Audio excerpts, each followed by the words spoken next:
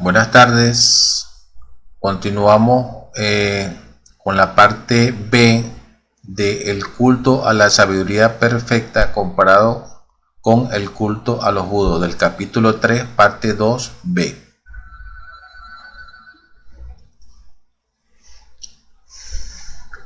Dice el sutra lo siguiente: el Señor, después de que yo haya ido al paranirvana, es decir, que ya ha dejado su cuerpo físico, ya se haya elevado a los mundos superiores de conciencia, también mis reliquias serán veneradas, es decir, sus cenizas y sus objetos personales. Es por esta razón por lo que la persona que copiase o venerase la perfección de la sabiduría acumularía el mayor mérito, pues al hacerlo así, él veneraría la sabiduría de la omnisciencia. Esto quiere decir que lo que estamos estudiando, que viene siendo un escrito de hace 2500 años, es el escrito de la perfección de la sabiduría. Entonces, con estarla nosotros estudiando, ya la estamos honrando. Entonces, dice el sutra lo siguiente: el hijo o hija de buena familia, que ya aclaramos que es esto de buena familia, que son aquellos que quieren la autorrealización íntima del ser, dice el sutra, que ha hecho una copia de la perfección de la sabiduría y que la venera, acumulará el mayor de los méritos, porque adorando a la perfección de la sabiduría, él venera la cognición de la omnisciencia. Esto que venera, que significa venerar la cognición de la omnisciencia, se refiere, venera el querer estar con la conciencia despierta. El querer estar con la conciencia despierta, el estado de omnisciencia, es el estado donde ya el yo psicológico, con sus 7 legiones, con Mara y los 3 traidores, que son Judas, Pilato y Caifás, ya no existe dentro del interior del iniciado. Es decir, ha muerto Mara como yo psicológico, ha muerto Judas, Pilato y Caifás como yo psicológico, ya han muerto los 7 pecados capitales: la ira, la lujuria, la envidia, la gula, la pereza, la codicia, el orgullo, etc. Entonces, la conciencia se ha liberado y el iniciado interiormente está en un estado de omnisciencia, en línea con la perfección de la sabiduría. Entonces, dice Sakra, ¿cómo es posible que estos hombres de Jambudvipa se refiere a la población donde vivía el Buda y también se refiere a la humanidad, que no copian esta perfección de la sabiduría? Es decir, donde vivía el Buda, mucha gente no le hacía caso a las enseñanzas de él, porque como dice el dicho, que nadie es profeta en su tierra, así como cuando Jesús empezó a predicar las enseñanzas, nadie creía en él, porque decían, no, este es el hijo de José el carpintero. Entonces, así mismo como a Buda de la tribu de los Sakya lo conocían, quién era su papá, el príncipe, entonces sabían su origen. O sea, no todos de los Jambudvipa prestaban atención a lo que le enseñaba. Por eso se hace este comentario, ¿no?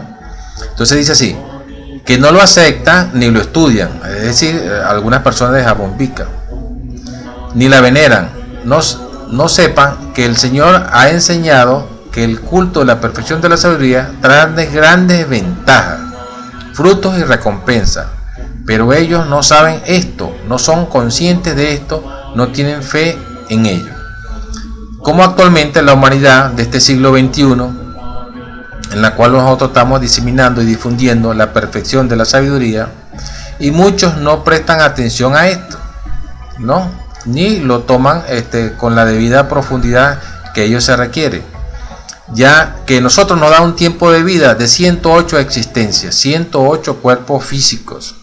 Y si nosotros en esos 108 cuerpos físicos no llegamos a la perfección de la sabiduría ni a la omnisciencia, lamentablemente ingresamos a los mundos infiernos, a involucionar durante más de 10.000 años en el doble lago de fuego, donde solo se oye el llanto, el lloro y el crujir de dientes.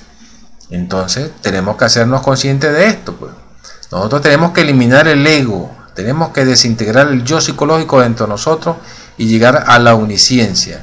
Si nosotros queremos llegar a la perfección de la sabiduría dentro de nosotros mismos. Entonces continúa el Señor.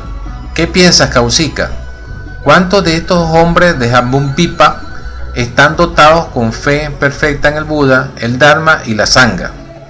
Entonces le responde Sakka, solo unos pocos, solo unos pocos. Continúa el sutra.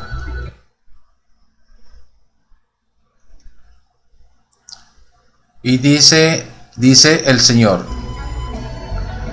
así es, Kaushika.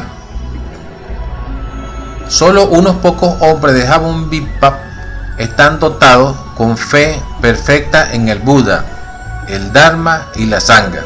Como decía nuestro Señor Jesús el Cristo, de 1000 que me buscan, uno me encuentra. De 1000 que me encuentran, uno me sigue. Y de 1000 que me siguen, solamente uno es mío. Entonces aquí el Buda repite lo mismo, sigue siendo lo mismo. Solo unos pocos, ¿verdad?, siguen la perfección de la sabiduría. Y continúa el sutra diciendo lo siguiente: menos aún, entre esos pocos son aquellos que le tienen el fruto del que entra en la corriente. O sea, entonces aquí nombra el Buda, los 4 estados iniciáticos del iniciado, esos primeros 4 estados de conciencia antes de entrar a la budeidad.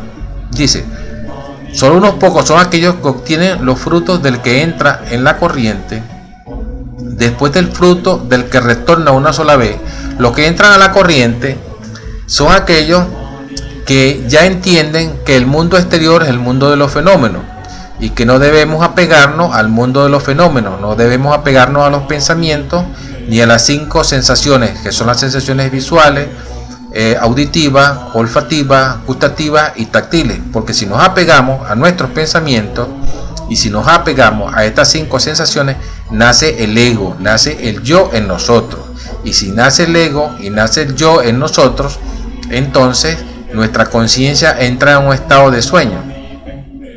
Entonces, estos son los que entran a la corriente. Los que retornan una sola vez, es decir, son aquellos que están autoobservándose, recordándose de sí mismos, pero en un instante se olvidan de sí mismos y se les filtra un pensamiento de naturaleza egoica. Entonces, retornan una sola vez, es decir, regresan nuevamente a su nuevo estado de conciencia después que ese pensamiento se ha filtrado. Los que no retornan más son aquellos que viven en una conciencia continua, han adquirido un estado de conciencia continua y no se identifican ya más con su mente.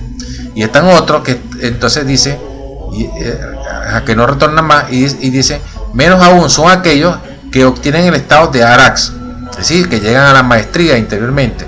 Menos aún alcanzan la iluminación del realizador solitario, Pratyeka Buda. Menos aún dirigen sus pensamientos a la obtención de la completa iluminación.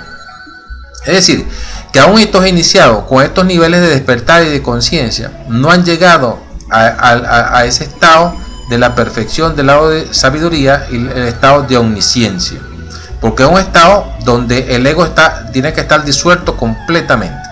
Continúa el sutra. Menos aún son aquellos que tras haber adquirido sus pensamientos a la completa iluminación y haber fortalecido ese pensamiento, permanecen esforzándose con vigor. Menos aún son aquellos que persiguen la meditación en la perfección de la sabiduría. Y continúa el sutra. Menos aún son aquellos que, discurriendo y esforzándose en la perfección de la sabiduría, mora en el estado de irreversibilidad de un bodhisattva.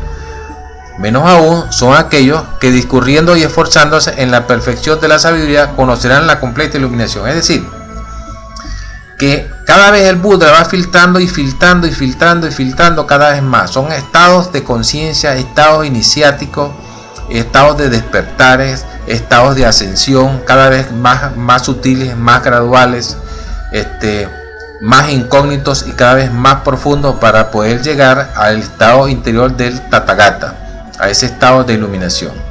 Entonces vamos a dejar este capítulo, sección B, por ahora hasta acá, de el culto a la sabiduría perfecta comparado con el culto a los Budas. Capítulo 3, parte 2b. Gracias por prestar su atención.